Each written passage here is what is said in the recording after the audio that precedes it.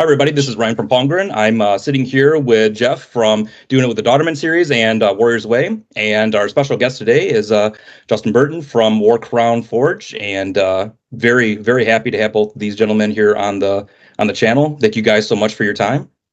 Oh, thanks for having us. Yeah, appreciate it. Absolutely. So what we're wanting to do is be able to really pick your brain, Justin, and put you on the hot seat here to just go over the details as to the man, the myth, the legend now here in forging, and why did you get into forging, and what is it that keeps bringing you back to the craft? Well, I got into forging because I'm a giant nerd, and basically I just wanted to make all the things that I was reading about for most of my life, and I didn't get started till a little bit later in life, just because I used to.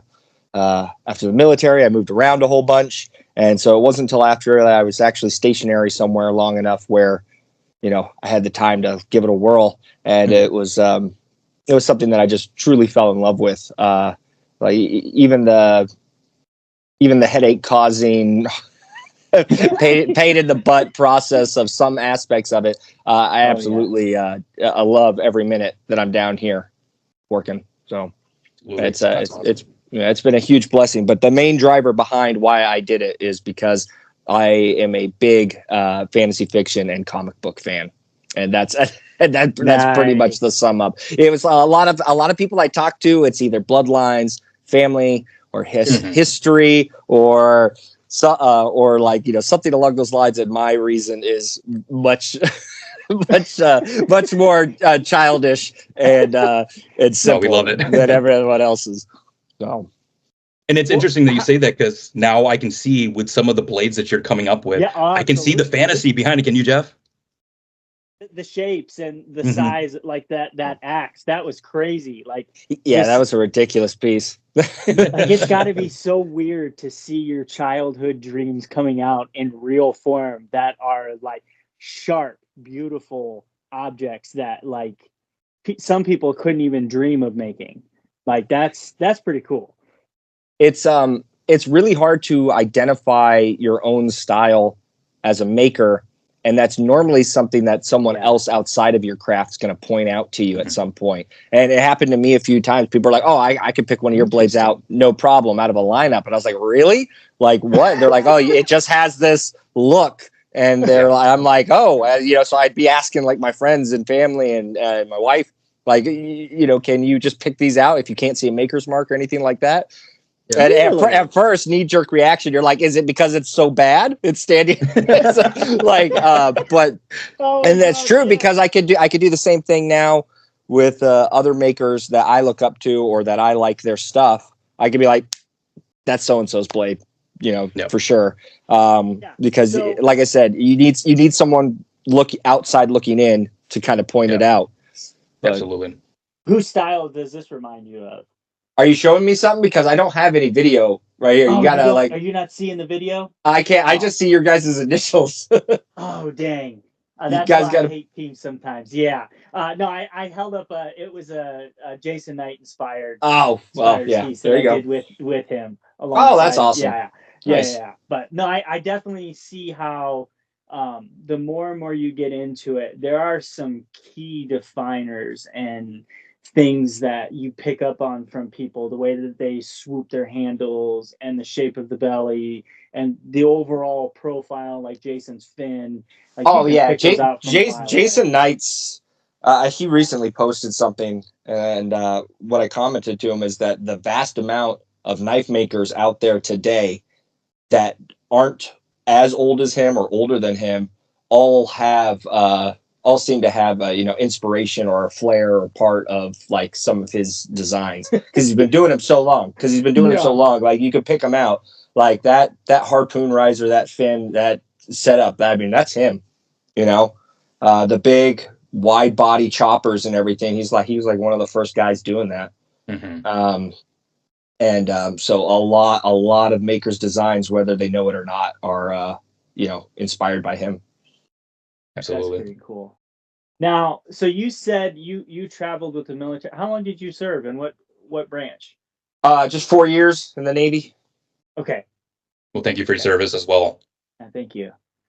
Yeah, that always hits home with what we do at Warriors Way. It's pretty interesting to see how many veterans are out there and the struggles that they go through. And it's not always battlefield struggles. It's coming home, reintegrating, and it's really cool to see that this craft it's helping you in some way, in some fashion, and it's pretty cool to watch you along your Instagram journey.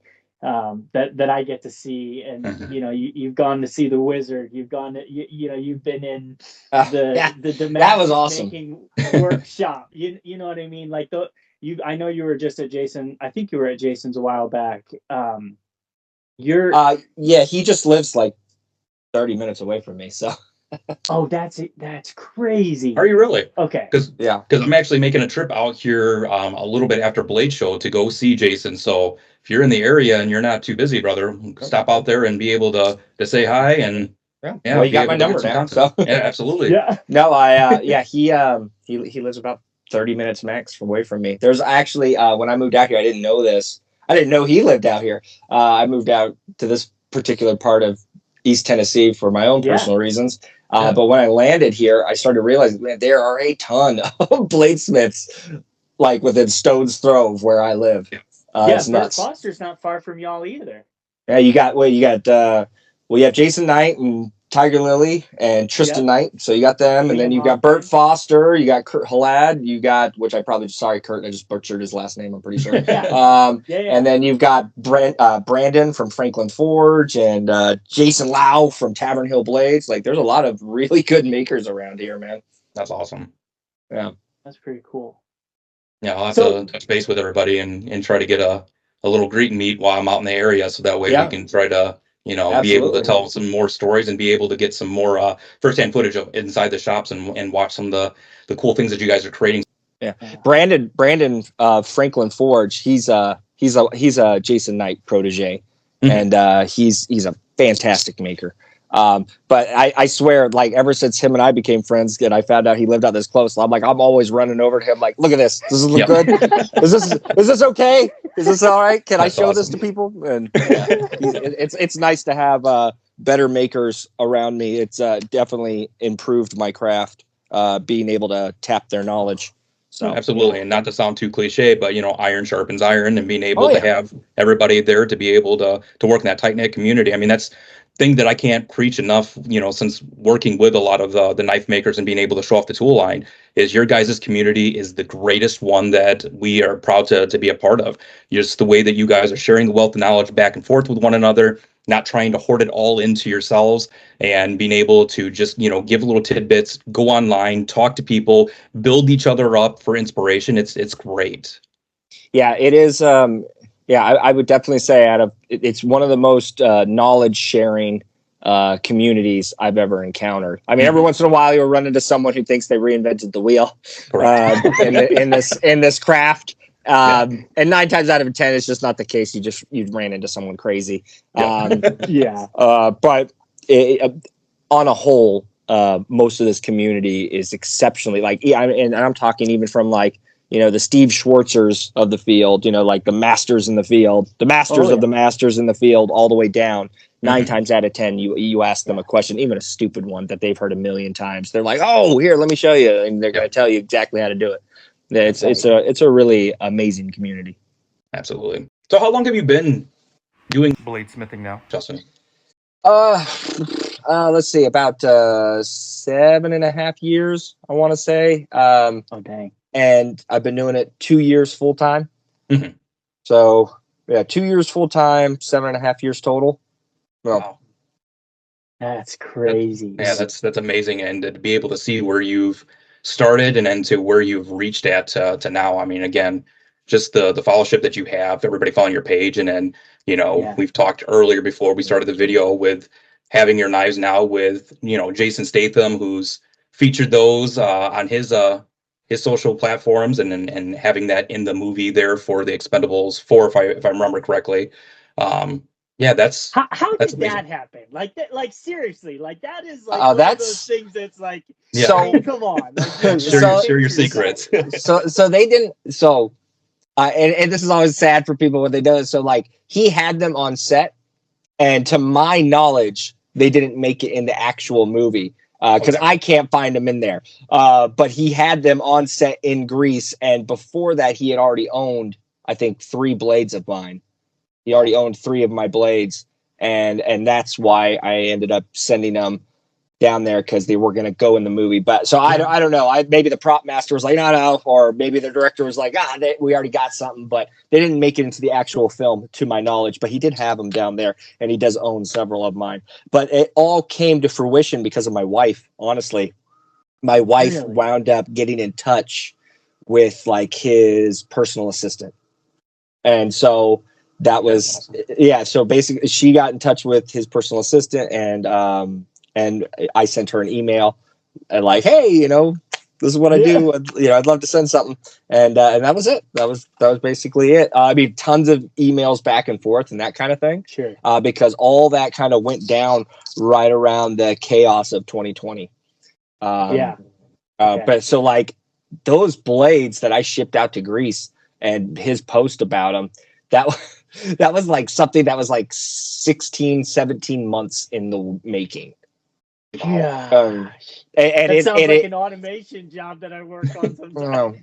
And as a maker, that is such a horrible thing, because like, especially for someone like me, because a lot of the guys that the best advice I can always give to new people starting this craft is go take a class. I always say, go take a class, spend the money, take a class, is because the guys that go and spend the money to take the class from someone good in 3 days of taking a class on knife making, bladesmithing, they'll bypass everything I did in my first 2 years.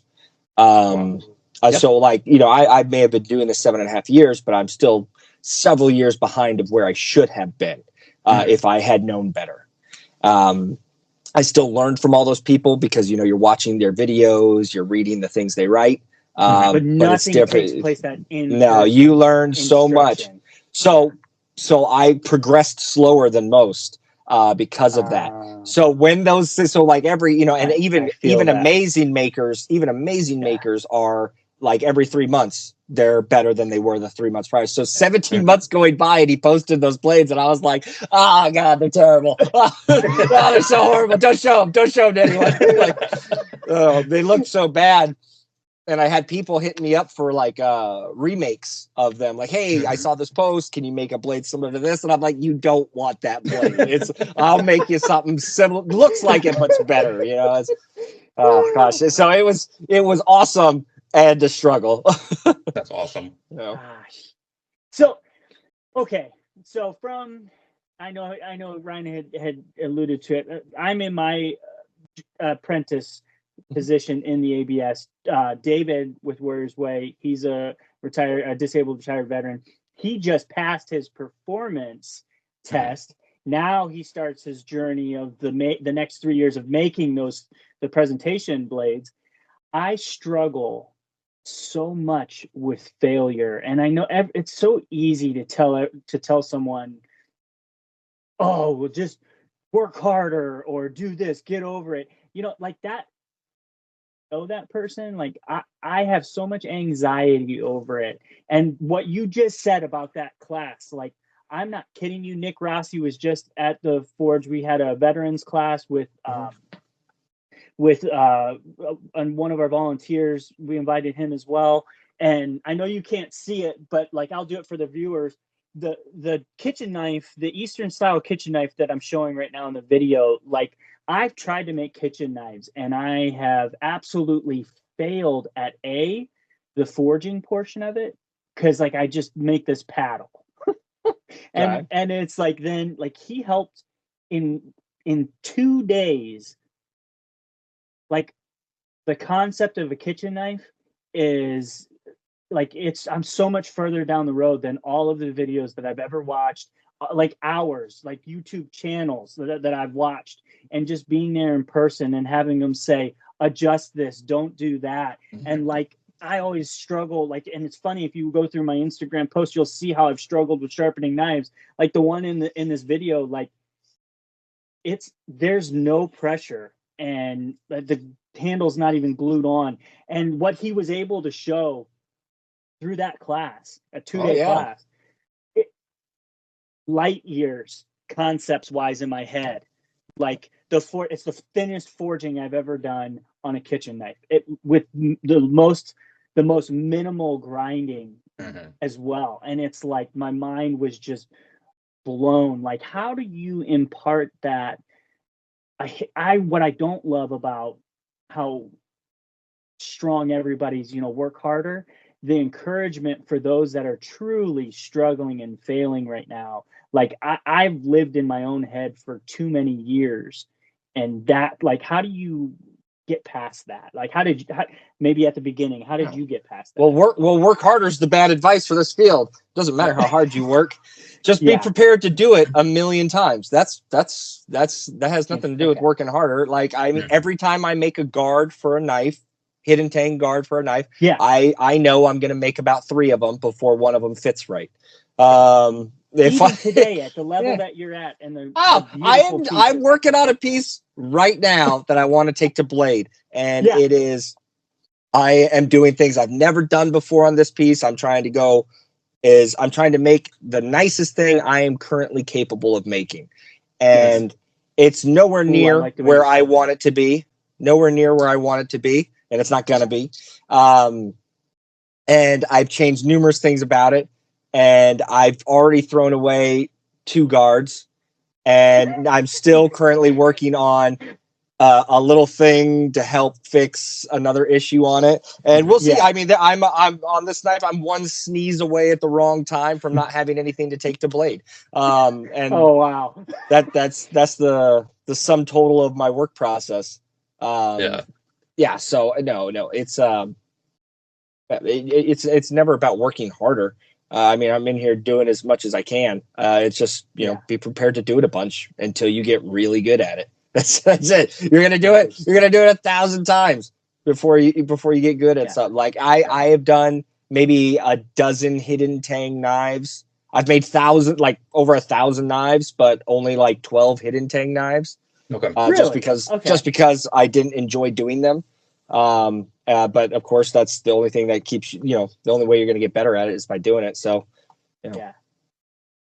absolutely. I love the way you said that, though. I'm working on doing this piece to the best of my ability, and I think because I watched way too much at the beginning versus trying to do it, like that quality in my own head, like. That the way you said that, I think sums that up in a way I've not heard anybody say that yet. Do it to the best of your ability right now. Yeah, you can't judge yourself off of the people you like. One of my favorite makers has been forever is David Delagardelle. He runs Cedar Lord Forge. The guy, even if he couldn't make a sharp object to save his life, even if that was the case, it's not. He's an amazing artist. He's an incredible artist, but he makes some of the most beautiful. Everything he makes is the kind of stuff I want to make. So the kind of maker and the things I want to make are basically everything he's putting out, because that's what really flips my lid. But I'm just so far away from that skill level currently. I mean, maybe in another 10 or 20 years I'll be there. But that's what I'm always working towards, is to eventually try to make stuff like that. But there's certain things you'll never be able to compare yourself to. And right now, since I don't do a ton of hidden tang knives, I'm going to struggle. I'm going to struggle every time I do the guard until I've made 1,000 of them. Last night I just was Jordan Lamont's video of his, they're an hour long each video, and last night was the guard fit up that I was watching. Oh man, that was like revolutionary to watch that window, the parallel window that he has, and on the front side he'll cant his file in towards the center to stay away from that 90-degree shoulder that he's trying to create, and he'll hollow the back side out further and then creep up on the front side of the reveal, where that is a huge change that I'm going to impart on my next hidden tang that I'm going to do. And it's like, even for the Japanese wah handles that I love, like when I put a bolster up front, like that, the metal cap or whatever I do, Yeah. like instead of having to pound it flat, just taking my time with the file and changing the way that I file it out and like dovetail it almost the way that he does it. I thought like that kind of like blew my mind at like. I'll have to watch his video. I always watched Kyle Royer's videos on guard fit ups, and he does some amazing videos on that. Good grief. Yes, he does. Yeah, but there are a few makers that are as detailed as Kyle Royer. That guy is crazily detailed on his processes. I was going to ask, what is a piece that you like working on the most, Justin? Whether it be a sword, a knife, axe. What is something that really true to your heart that you feel that you have mastered right now, and that's your favorite to go to and be able to constantly keep trying to reinvent the wheel and update? Oh, well, those are two different questions completely. So I can whip out an EDC, like one of my EDC blades, faster than a lot of folks can. I tend to grind faster than a fair amount. I would say I'm a master at nothing in my shop. I am just plodding along as best as I can. I can make a EDC nice and quick, real fast. That's simple, kind of easy work for me that I can enjoy. But what I enjoy making and working on are single edge swords.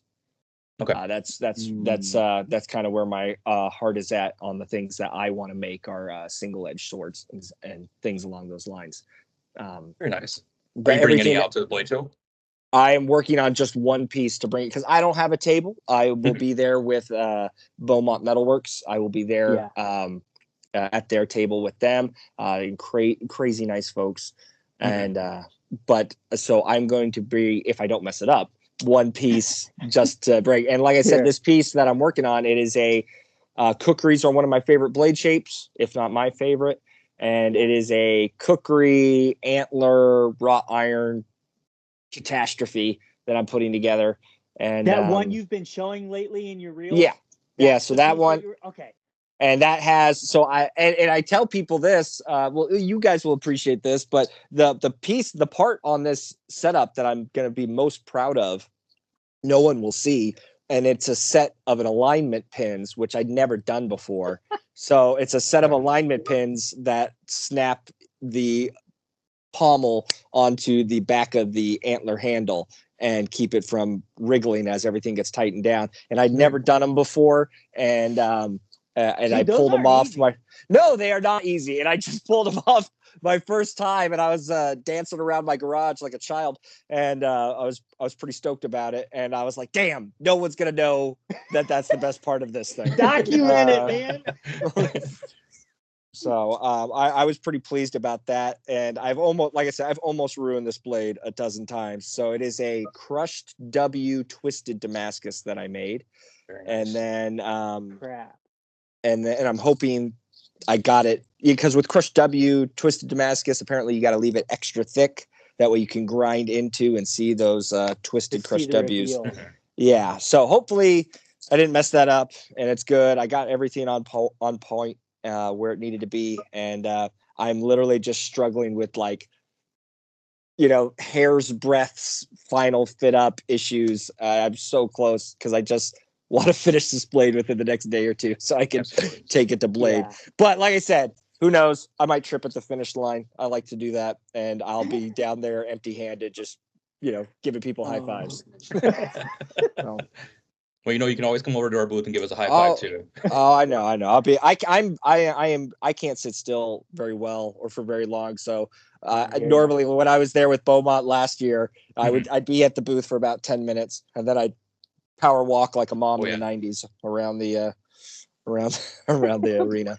Oh yeah, and I know I'll be doing some laps around there just to kind of touch base with everybody that we're excited to see. We'll be doing some live videos out there to show off what they're doing at their booths. Some cool docuseries that we'll have behind the scenes. So I'll definitely stop by the booth and say hi. And if you got time to definitely come over and just chit chat with us too. Of course. Dana Dupias will be sitting over at our booth as well, hanging out. So he's he's been playing around with our 2x72, so he's made a couple things that he's wanting to show off.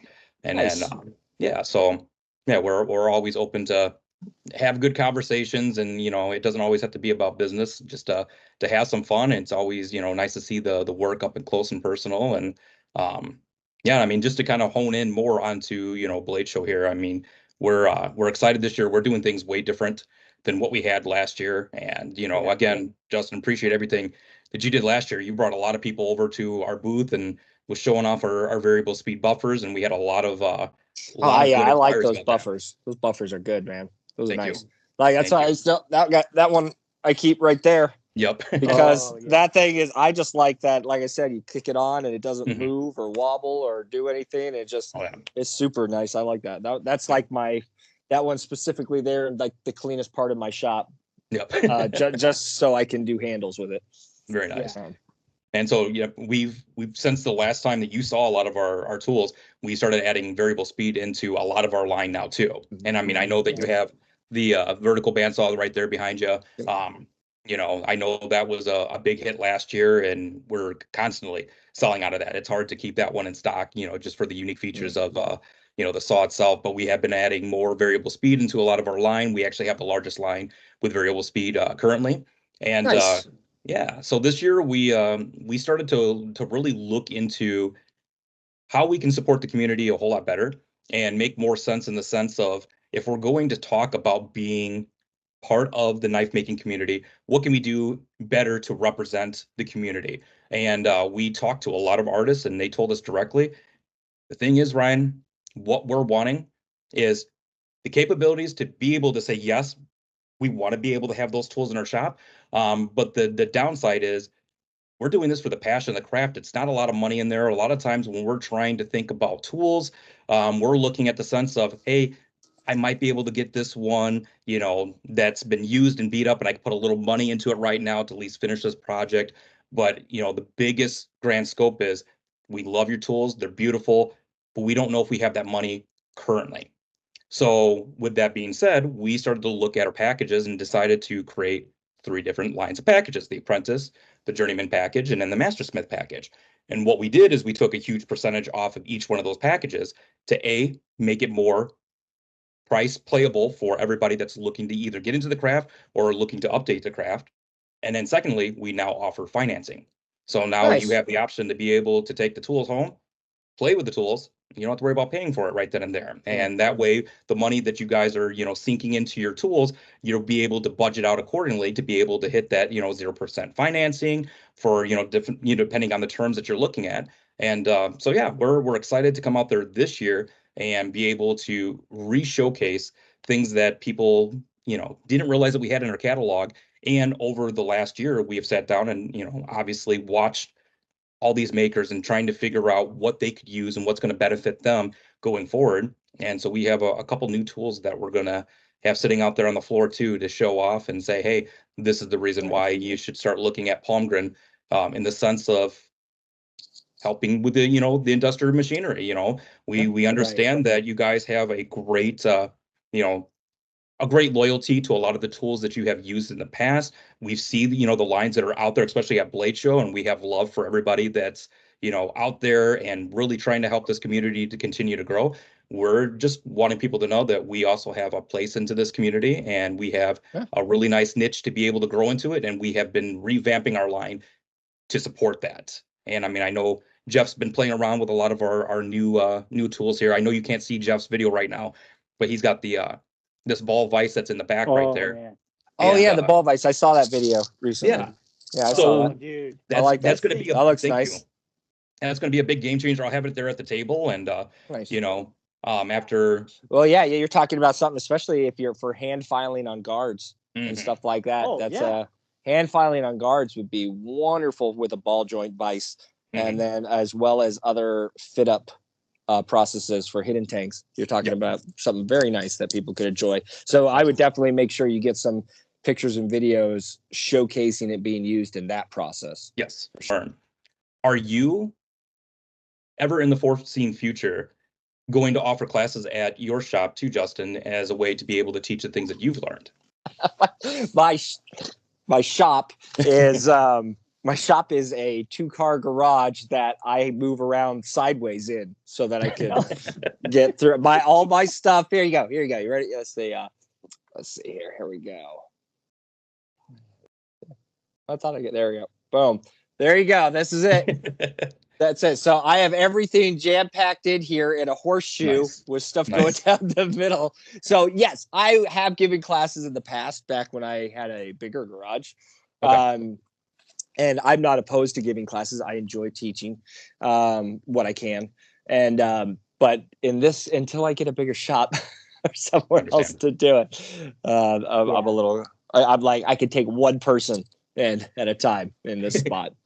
Nice. So, yeah.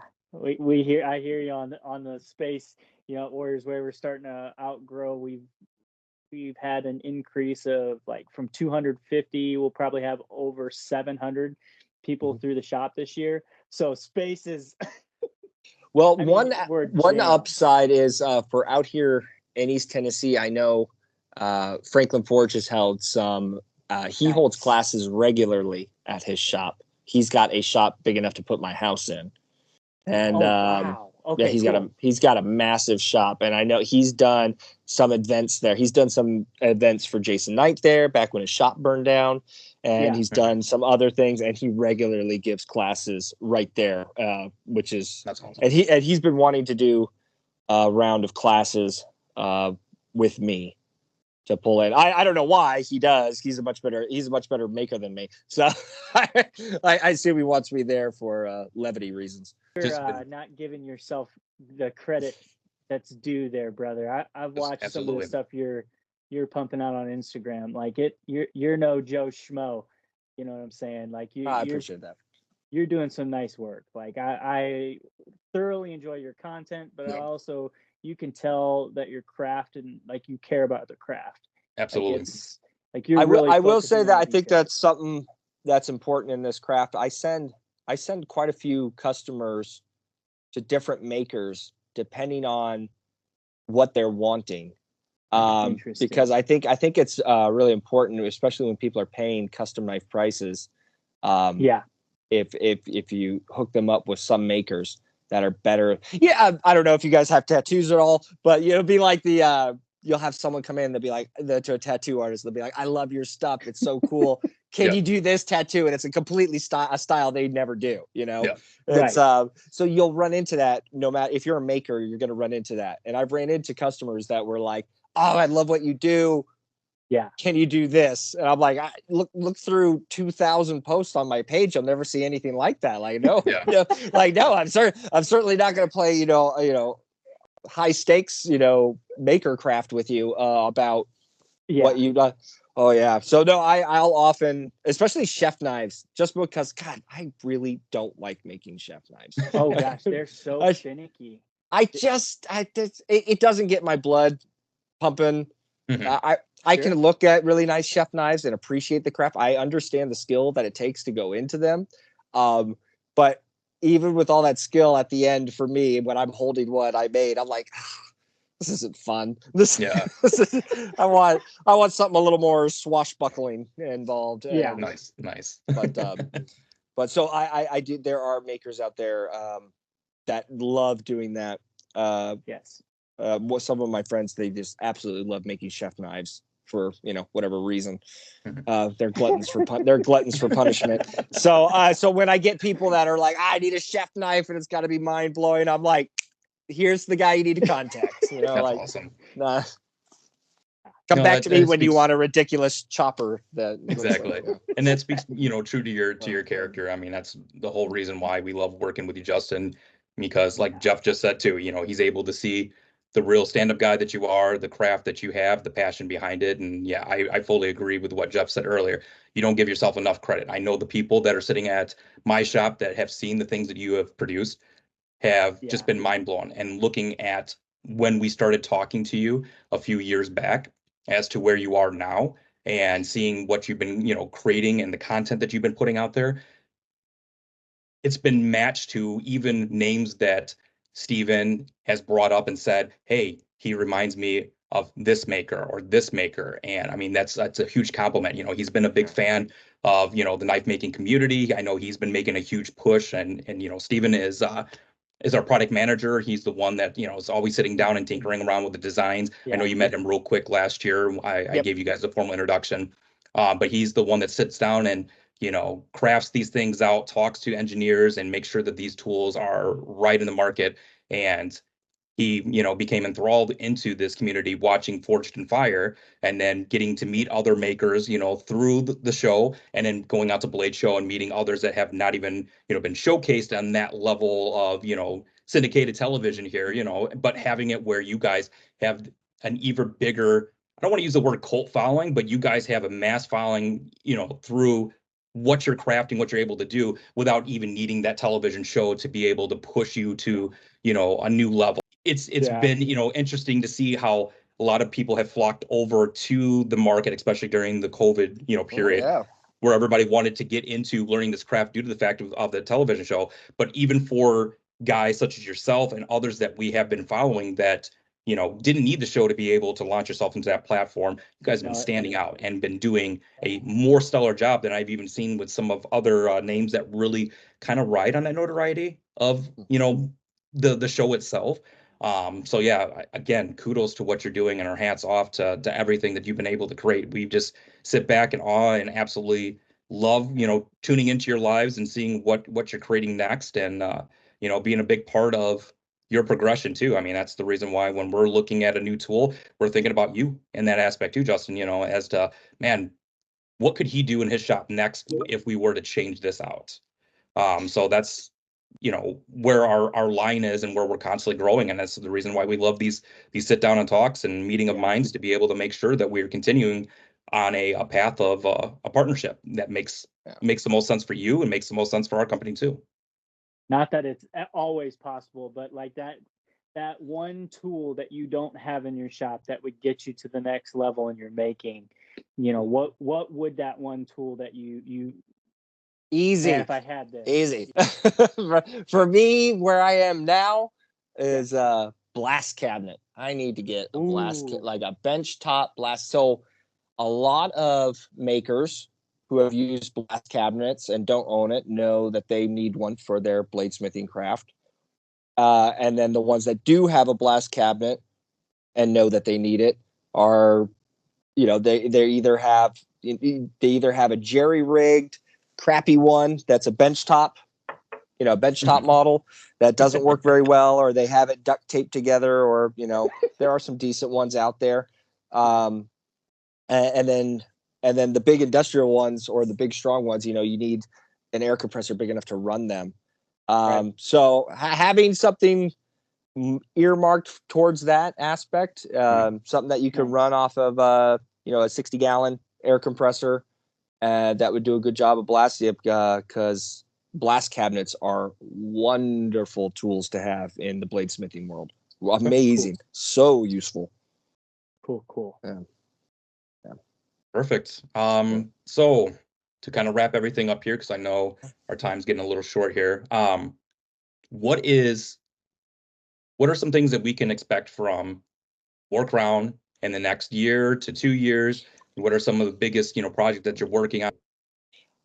Hopefully, if everything works out, I've been trapped in a bit of a custom order loop. Not to put that down. That's been a big blessing for myself and my family. But my goal is, hopefully by the end of the summer, I will be distancing myself from custom orders and just getting back to making whatever it is I want to make, which is where you truly grow and become a better maker. Is because you get to chase down the rabbit holes you want to go. Whether that be like the metal wizards like Salem Straw, you know, chasing mosaic Damascus patterns, or if you want to make something. For me personally, it's swords, and it's swords based out of novels that I've consumed my whole life. So that is where I'd like to be, you know, starting down that road, is making really crazy swords. Hopefully by I the can't end wait of to see. hopefully by the end of summer, I'm in a position. I've gotten all my books, because every time I'm a little bit of a slut when it comes to money, and so every time I make something nice, I'm like, this one, I'm keeping it. This one's for me. Yep. Then someone offers me money, and I'm like, I can make another You one. can have it. Yeah. I can do another one. It's fine. So I have to really fight against that natural instinct and not take as many custom orders as I'm used to taking. And that way I can just focus on making more crazy fun things and growing as a maker. So hopefully that's what goes down at the end of the summer. Perfect. I can't wait to see Checking it. on you. Yeah, absolutely. Make sure you're sticking to it. Yeah. I've We'll do our best to got. try to keep you on mark. I've been trying to find time to grind this guy, and I've just been like slammed by custom orders. Wait, that's from the Baker Steel Forge, right? Yes. So Steel a lot of exactly. So a lot of people don't know that about me, but I got a real issue with using Damascus steel I didn't make. No shade on anyone else who wants to do that. I love the guys at Baker Forge. They're super nice guys. They make incredible stuff. But for me personally, it rubs me wrong. authenticity of what you're doing. I gotta make it myself, and that's just me. That's on me. So when I was in talk with Coy Baker, I was like, hey, I got to come up there and make some, copper Damascus with you, because he wanted me to do something for him, and I was like, I will if. And so I went up there and I forged a bar, a big old bar with him that I took home and made into a couple things. And this is specifically, since I didn't have it earmarked for anyone, I made this big elvish fighter. And I've just literally been waiting to grind it until I don't have anything else in my book so I can devote all my time to it. I'm not going to lie. I've been wondering where that piece was, because I saw that you went there, and then I saw you kind of teased at it, and then it kind of like disappeared. Yeah, it disappeared. It's actually sold. It's already claimed by a customer. And I told him, I was like, hey, after Blade Show, I'm going to be focusing, on trying to make something to go. And then I said, and after Blade Show, I've got X amount of orders left on my books. I said, once they're gone, I'm on that. And so that's my plan. Cool. So if you see this coming up, that means my orders are done, and I'm starting to work towards things I want to work on. Nice. Perfect. Funny. What's the booth number that you're going to be at again, Justin? Oh gosh, I don't know what the booth number is. It's the Beaumont Metalworks table. Okay. And I have no idea what it is, but I'll be down there the 6th through the 9th. I'll be there the 6th, the morning of the 6th, helping them set up. Okay. So I'll see you on the 6th. I'll be in town too, get everything set up in the booth. So I'll swing by if you guys need any help. Definitely don't hesitate to ask. I also like going there on the 6th because that's when the makers get to buy stuff from other makers. Yes. And so I'll be down there with I'll be down there with my pocket money to score some handle materials and nice. and then look at some other stuff I can't afford. Yeah. Perfect. All right, brother. Thank you again so much for your time. Absolutely. Definitely excited to see what's next for you in the future. I know big things are definitely in store for you, and we're love being a part of the journey here and continue watching you, succeed and grow. Thank you so much. I appreciate you guys having me on. Absolutely. Thank you so much. Meet you in person, even if it's digitally. All right, guys. Take it easy. Thank you so much. You too. See you later. Bye.